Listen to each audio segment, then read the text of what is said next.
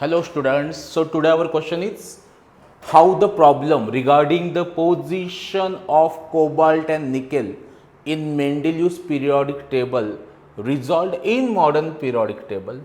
इसका मतलब क्या है, अगर कोबाल्ट और निकेल ये जो दो हमारे पास आइसोटोप दिए हैं इनके बारे में मॉडर्न पीरियोडिक टेबल में इनका पोजीशन जो है वो हमने कैसे सॉल्व किया, जो कि मेंडेलियस पीरियोडिक टेबल में सॉल्व नहीं हो रहा था।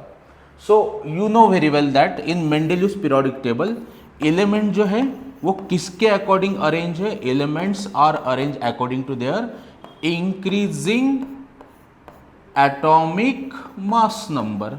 तो जो बेसिस है मेंडेलियस पीरियोडिक टेबल का तो इंक्रीजिंग एटॉमिक मास नंबर है, और जो मॉडर्न पीरियोडिक टेबल का बेसिस है वो है इंक्रीजिंग एटॉमिक नंबर का।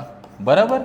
अभी ये हो सकता है कि कोई दो डिफरेंट एलिमेंट है उनके एटॉमिक मासेस सेम आ सकते हैं, जैसे कि इस केस में हुआ है, कोबाल्ट का भी 59 है, निकेल का भी 59 है।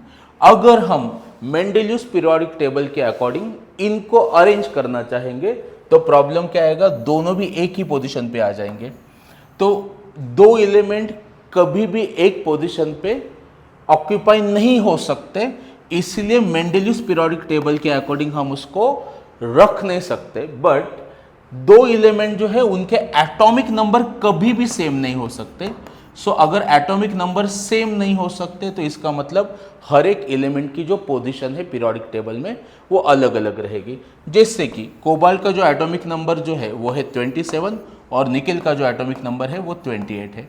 इसलिए मॉडर्न पीरियोडिक टेबल में कोबाल्ट पहले प्लेस पे आएगा और दूसरे प्लेस पे, उसके बाद वाले प्लेस पे निकेल प्लेस होगा।